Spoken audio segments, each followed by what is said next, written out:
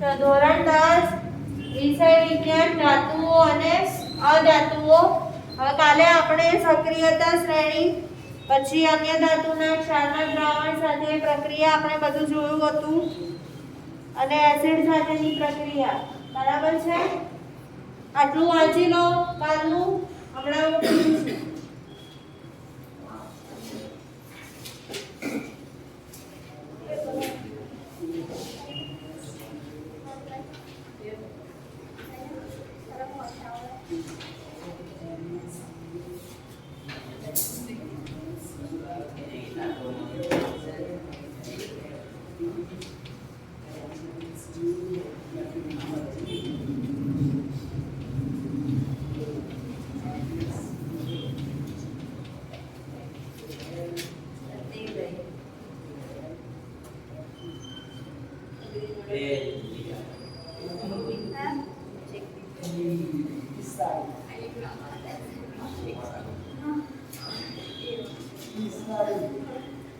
चलो यहाँ पहली बेंचीज है मौलिक. दादा मौलिक है. तो શું વાંચે છે તું? આજ વાંચે છે કે બીજું? તારે પહેલા પૂછી સમણા. હા એટલે જ મેં પૂછ્યું.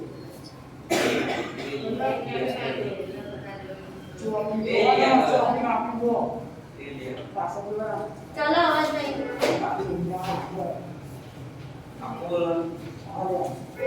આખું યાદ રાખો. સારું સક્રિયતા શ્રેણી આખું યાદ રાખવાની છે. પૂછીશ તો આખી પૂછીશ સડક. ચલો અવાજ નહીં અહીંયા.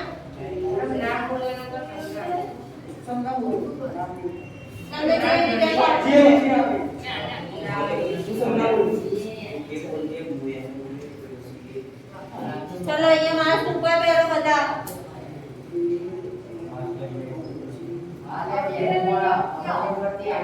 अजान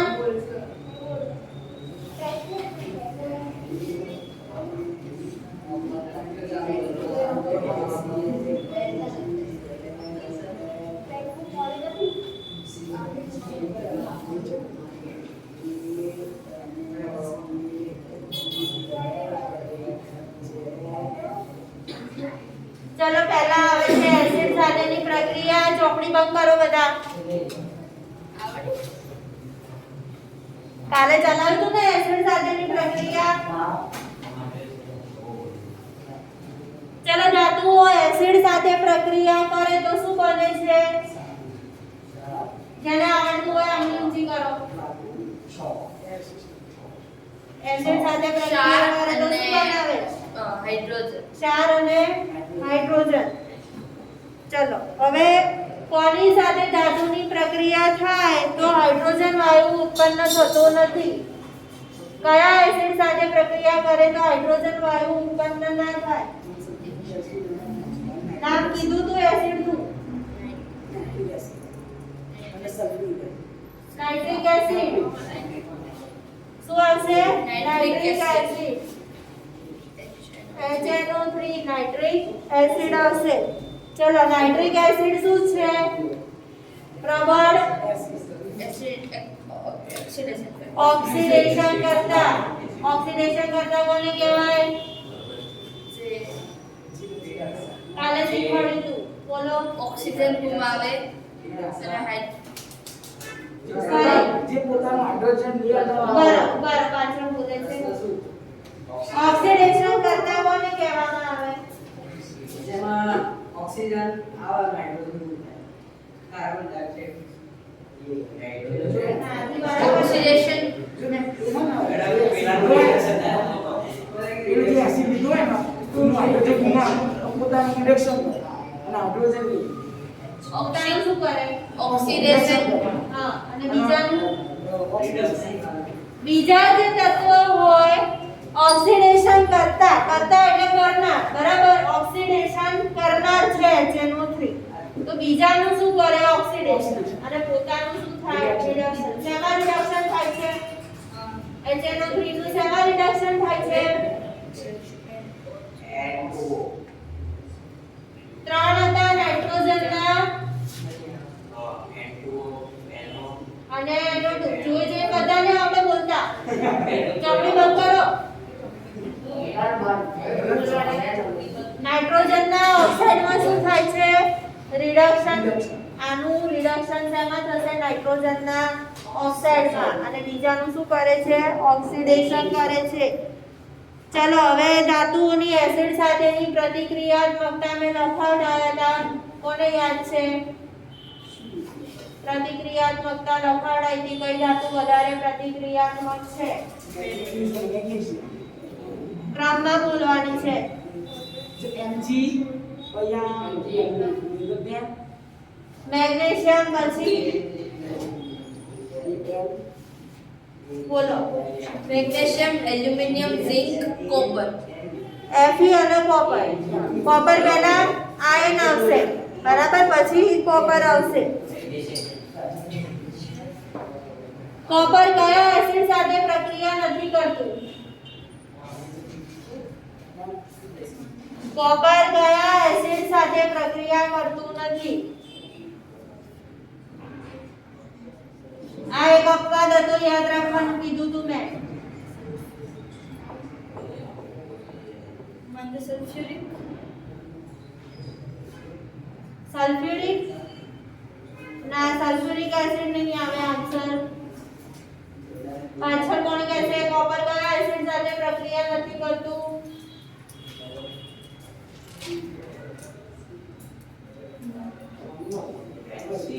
HCl હાઇડ્રોક્લોરિક. હાઇડ્રોક્લોરિક એસિડ સાથે પ્રક્રિયા કરતું નથી. ચલો હવે આવે છે વિસ્થાપન. ક્ષારના દ્રાવણ સાથેની પ્રક્રિયા, બરાબર છે. એમાં શું હતું? કોનું વિસ્થાપન થાય હોય ધાતુનું? વધારે સક્રિય ધાતુ ઓછી સક્રિય ધાતુનું શું કરે? વિસ્થાપન. ચલો હવે સક્રિયતા શ્રેણી કોણ બોલશે આખી? જેને આવડતી હોય ને આખી ઊંચી કરો. ક્રમમાં બોલવાની છે સક્રિયતા શ્રેણી. બોલો. ઊભા થઈને બોલો.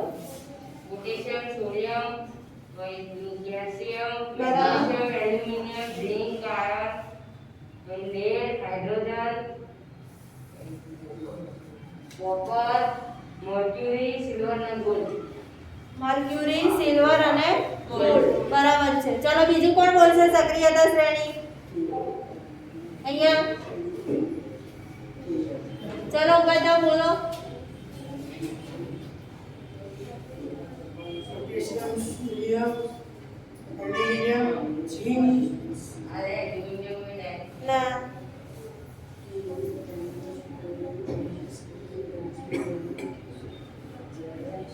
ચલો વાંચી લો ફરીથી. પાછળ કોણ બોલશે? સાવન બોલ.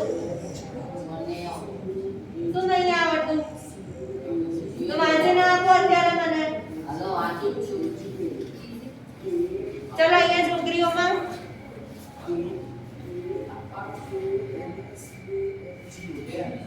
જેટલું આવડે એટલું બોલો. પોટેશિયમ, સોડિયમ,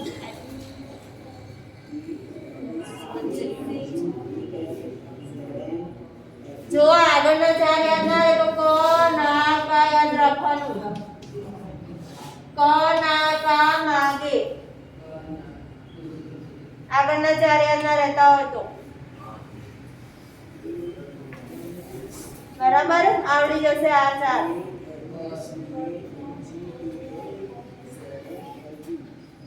ચલો બોલો. Potassium, sodium, calcium, aluminium, calcium, aluminium, potassium, sodium વચ્ચે રહી ગયું એક.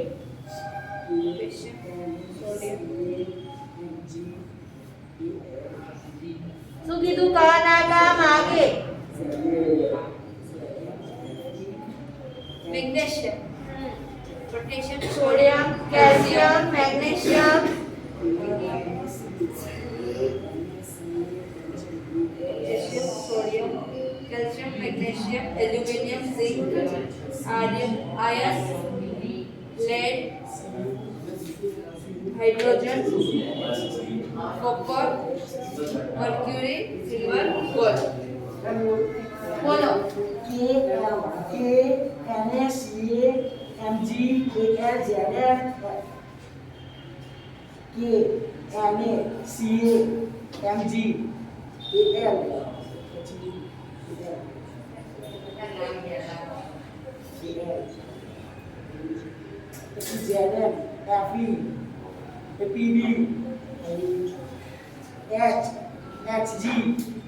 એચ પછી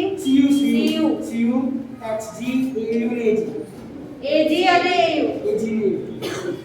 જી વાળા જોડે છે એજી અને એજી. ના યાદ રહેતો. જી વાળા જોડે રાખવાના. બોલો. ચાલો પાછળ સાવન તાર મોડે થઈ ગયું. ચાલ ઉપર તા જેટલી આવડે એટલી બોલ. જોયા વગર માસ્ક ઉપર પહેરી લે. કોના વાંધો નહીં.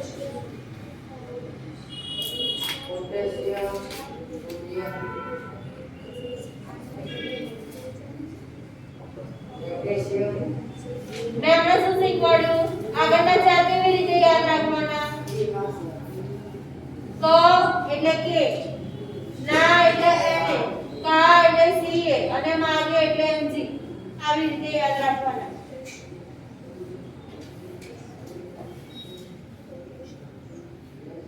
ચલો બોલો આગળ. તું અત્યારે વાંચી લે, હમણાં ફરી પૂછીશ. હા. Potassium sodium magnesium sodium calcium magnesium aluminium પછી zinc iron lead hydrogen copper mercury silver બરાબર છે. Very good. ચલો હવે આગળ આવે છે ધાતુઓ અને અધાતુઓ કેવી રીતે પ્રક્રિયા કરે છે.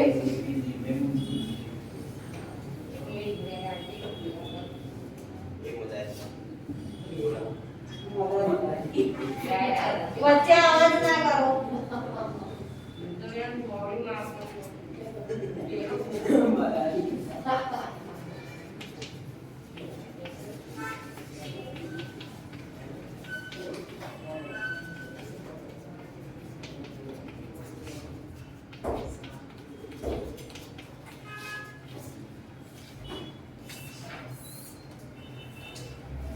ચલો ધાતુઓ અને અધાતુઓ હવે બંને એકબીજા સાથે કેવી રીતે પ્રક્રિયા કરે તેના વિશે આપણે જોવાનું છે.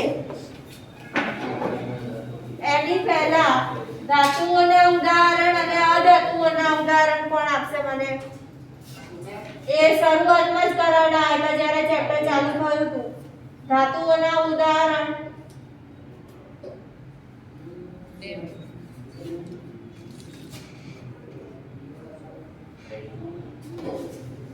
ચલો શરૂઆતમાં મેં કરાવડા હતા. ધાતુઓ કોને કહેવાય, અધાતુઓ કોને કહેવાય, નામ બોલવાના છે. કઈ અધાતુમાં આવે, કયા ધાતુમાં આવે.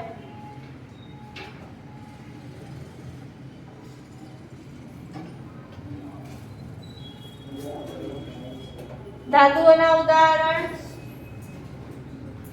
પાછળ કેમ આટલું વિચારવું પડે છે? હાઇડ્રોજન ધાતુ છે કે અધાતુ છે? બોલો. કેલ્શિયમ, પોટેશિયમ, સોડિયમ અને અધાતુઓ phosphorus, sulphur, hydrogen, nitrogen, oxygen, chlorine, bromine એ બધી શું આવે? અધાતુઓ. આગળ ગુણધર્મો ચલાવ્યા ત્યારે શીખવાડ્યા હતા. કેટલી વાર શીખવાડ્યા છે ઉદાહરણ? આટલું વિચારવાનું ના હોય. હવે આવડવા જોઈએ ફટાફટ. ચલો બીજું એક આવે છે ઉમદા ધાતુઓ, ઉમદા વાયુઓ.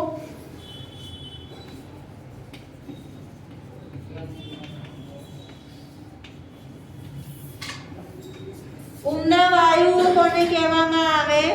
એનું બીજું નામ છે નિષ્ક્રિય વાયુઓ.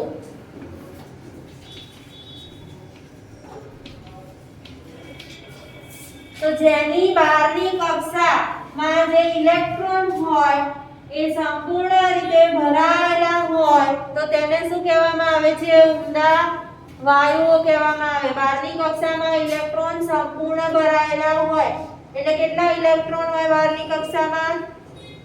આખી ભરાયેલી હોય કક્ષા. કે કક્ષા હોય તો એમાં બહારની કક્ષામાં કેટલા ઇલેક્ટ્રોન હોય? 2. n હોય તો 8. બરાબર. તો એવી રીતે બહારની કક્ષામાં સંપૂર્ણ ભરાયેલી હોય એને શું કહેવામાં આવે? ઊંડા વાયુઓ. મેન્ડેલિકનું આવત કોષ્ટક બધા ખોલો, એમાં જુઓ છેલ્લી લાઈનમાં બધા ઊંડા વાયુઓ આપેલા છે. મળ્યું? પેજ નંબર બોલો. 86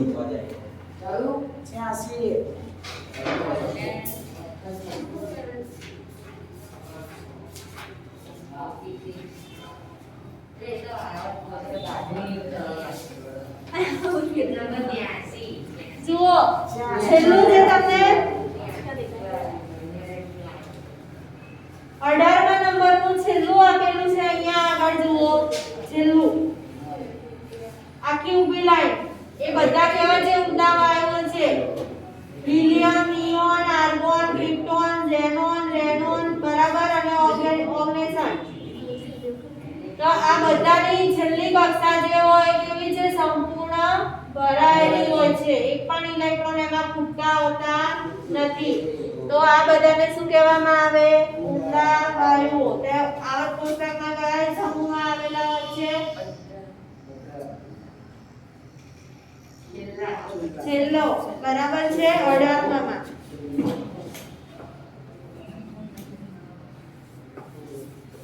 પડી ગઈ ખબર બધાને?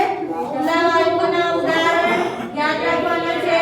Helium, neon, argon, xenon, krypton, radon. આટલું તો આવડે જોઈએ. લખી લો જેને ના આવડતા હોય.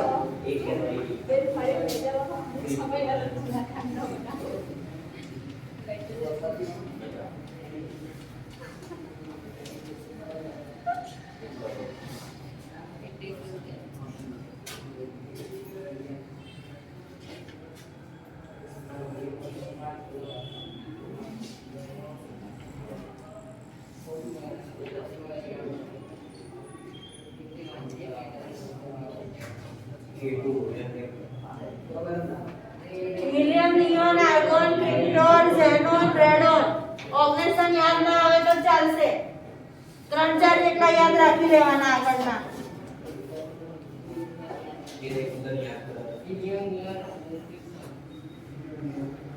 હિનિએ કારમાં ઝેર રેડ્યું.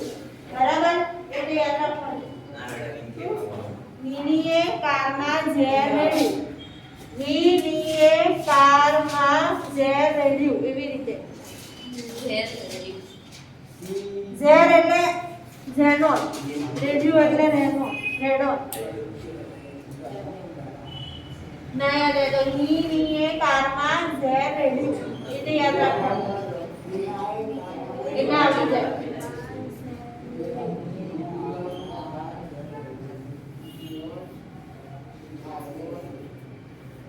કાર એટલે કેઆર યાદ રાખી લેવાનું. ઝેર એટલે ઓક્સી અને રેડિયો માટે આરએન. બરાબર છે. આ એની ટેકનિક છે યાદ રાખવાની.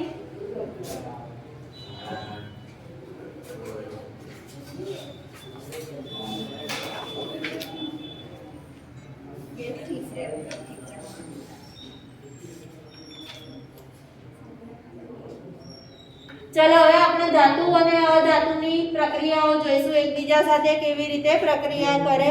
એમાં આપણે પહેલું ઉદાહરણ સોડિયમ અને ક્લોરીન નું લેવાનું છે. સોડિયમ શું છે? ધાતુ કે અધાતુ?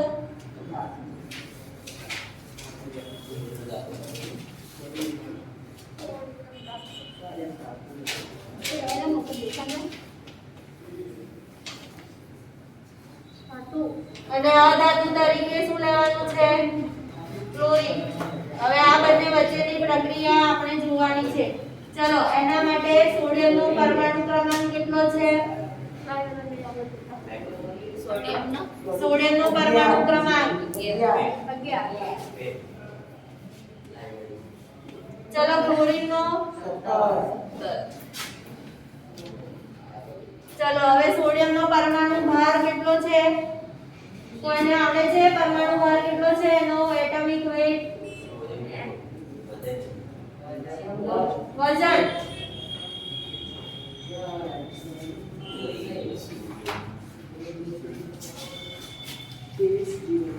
ત્રેવીસ અને ક્લોરીન નો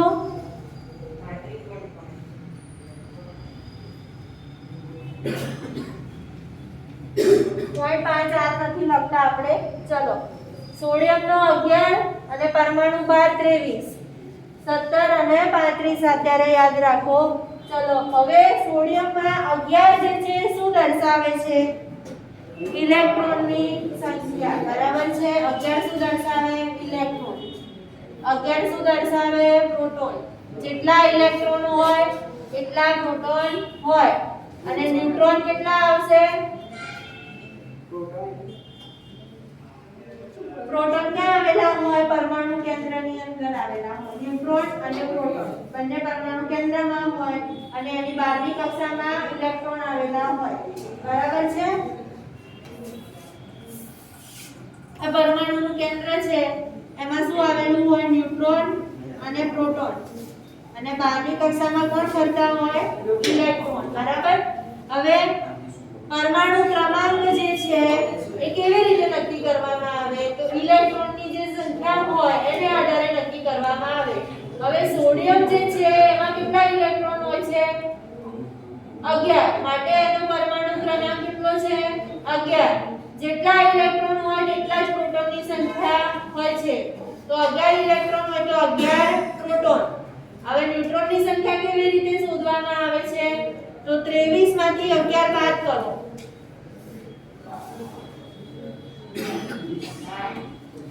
23 માંથી 11 જાય તો કેટલા રહે? 12. તો 12 ન્યુટ્રોન.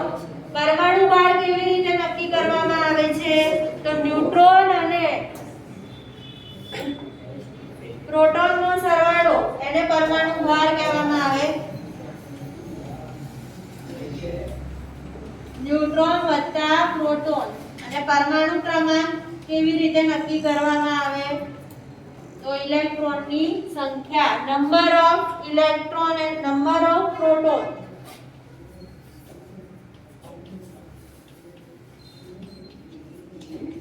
આ જેને ના આવડતું હોય એટલે જોઈ લેજો.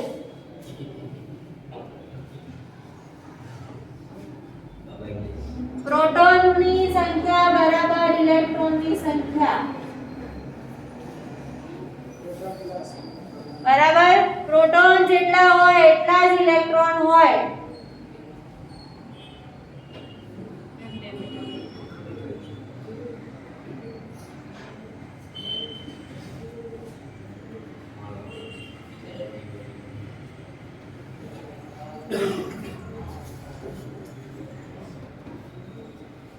ચલો અહીંયા આમાં ખબર ના પડી હોય ઇલેક્ટ્રોન, પ્રોટોન અને ન્યુટ્રોનમાં કે ફરી સમજાવો. હજી ફરી સમજાવો. જુઓ ફરી સમજાવું. એકવાર આવડી જશે એટલે વાંધો નહીં આવે પછી.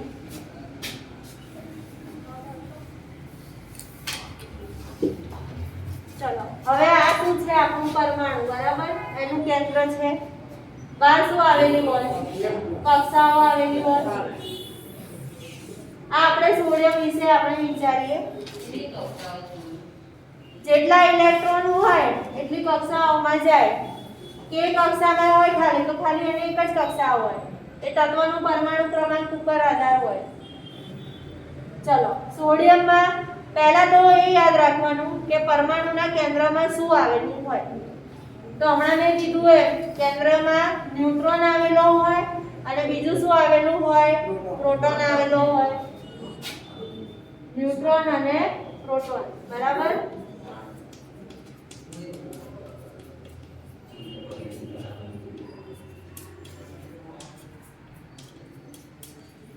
ન્યુટ્રોન જે છે એનો વીજભાર શું છે? તટસ્થ. પ્રોટોનનો વીજભાર ધન છે. એટલું યાદ રાખવાનું. બરાબર. હવે પરમાણુની બહારની કક્ષામાં શું આવેલું હોય? કોણ હોય બહારની કક્ષામાં? ઇલેક્ટ્રોન ફરતા હોય આજુબાજુ.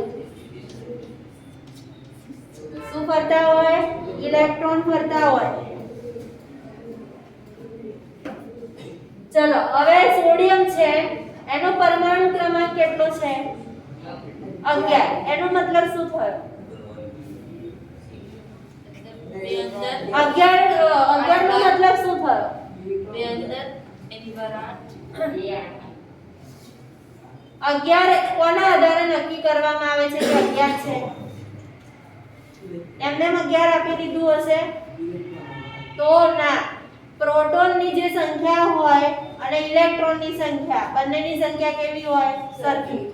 બહાર કેટલા ઇલેક્ટ્રોન ફરતા હશે સોડિયમમાં? સોડિયમ પરમાણુ ક્રમાંક સોડિયમનો 11 છે, બરાબર. શું છે? 11 છે. તો અહીંયા કેટલા ફરતા હોય ઇલેક્ટ્રોન? 11 ફરતા હોય બહાર. આટલું ખબર પડી ગઈ. પરમાણુ ક્રમાંક 11 છે એટલે કેટલા ઇલેક્ટ્રોન ફરે? 11. હવે એની ઇલેક્ટ્રોન રચના શું છે સોડિયમની? 2 8 2 8 1. ચલો પહેલી કક્ષામાં કેટલા ઇલેક્ટ્રોન આવશે? 2. 1 અને 2 થઈ ગયું. બીજી કક્ષામાં 8 1 2 3 4 5 6 7 અને 8. અને ત્રીજી કક્ષામાં 1. બરાબર. 3 કક્ષા આવે સોડિયમમાં. 2 8 1 થઈ ગયું. શું થયું? ત્રીજી કક્ષામાં 2 થયા. બરાબર થઈ ગયું. 2 8 1. આટલું ખબર પડી ગઈ ઇલેક્ટ્રોન કેવી રીતે ગોઠવાયેલા હોય. હવે વચ્ચે શું થાય? પ્રોટોન જે છે એ કેટલા હોય? 11. અહીંયા પણ 11 પ્રોટોન ફરતા હોય અને ન્યુટ્રોન તો તટસ્થ છે અત્યારે. હવે ન્યુટ્રોનની સંખ્યા કેટલી હોય? એની બી સંખ્યા હોય. કેટલા ન્યુટ્રોન ફરે છે અંદર? એ પણ તો ગણવું પડે ને. તો એ કેવી રીતે ગણવાનું? પરમાણુ ભારને આધારે ગણવાનું. હવે સોડિયમનો પરમાણુ ભાર કેટલો છે? 23 છે, બરાબર. હવે 23 માંથી 11 તો શું આવી ગયા? ઇલેક્ટ્રોન અને પ્રોટોન આવી ગયા 11. તો હવે કેટલા બાકી રહ્યા? 12 બાકી રહ્યા. તો ન્યુટ્રોન કેટલા હશે અહીંયા વચ્ચે? 12 હશે, બરાબર છે. કેટલા ન્યુટ્રોન હશે વચ્ચે? 12 હશે. અને અહીંયા પ્રોટોન 11, ઇલેક્ટ્રોન પણ 11. તો આ ન્યુટ્રોન અને પ્રોટોનનો સરવાળો કરો એટલે આપણને કોઈ પણ તત્વનો શું મળે? પરમાણુ ભાર મળે. શું મળે? પરમાણુ ભાર. અને એને અહીંયા આપણે ઉપર દર્શાવવામાં આવે છે. નીચે આપણે પરમાણુ ક્રમાંક દર્શાવવાનો. પરમાણુ ક્રમાંક શું દર્શાવે? Number of proton. કેટલા પ્રોટોન આવેલા છે અને કેટલા ઇલેક્ટ્રોન આવેલા છે એ પરમાણુ ક્રમાંક દર્શાવે. પરમાણુ ભાર એટલે કેટલા ન્યુટ્રોન અને પ્રોટોન બંનેનો સરવાળો કરો એટલે આપણને કોઈ પણ તત્વનો શું મળી જાય? પરમાણુ ભાર મળી જાય. આટલી ખબર પડી બધાને કે ના પડી? આમાં ના પડી? 12મી કક્ષામાં તો કયું ના પડી? કેન્દ્રમાં. કેન્દ્રમાં પ્રોટોન કેટલા ફરતા હોય એ શોધવાનું. તો જેટલા ઇલેક્ટ્રોન ફરતા હોય એટલા જ પ્રોટોન ફરતા હોય. કેટલા ઇલેક્ટ્રોન છે? તો પ્રોટોન અંદર કેટલા હશે? 11. હવે ન્યુટ્રોન પણ તો હોય ને જોડે. તો હવે એ કેવી રીતે શોધવાનું? તો પરમાણુ ભાર આપેલું હોય તમને તત્વનો, બરાબર. હવે 11 તો શું છે આપણી જોડે? ઇલેક્ટ્રોન કાં તો પ્રોટોન, બંને સરખા જ છે. હવે રહ્યા કેટલા? 23 માંથી 11 બાદ કરી દો 12. તો 12 કેટલા થઈ ગયા? બરાબર. ઈઝી છે. એકવાર ખબર પડી જાય તો આવડી જશે. હજી મારો ચોથો પીરિયડ છે એમાં અહીંથી આગળ કન્ટિન્યુ કરીશું આપણે. આ 5મો પીરિયડ જે હોય પણ એની પહેલા આટલું કરી લેજો, ત્યાં સુધી જોઈ લેજો. ના ખબર પડે તો ફરી શીખવાડીશ.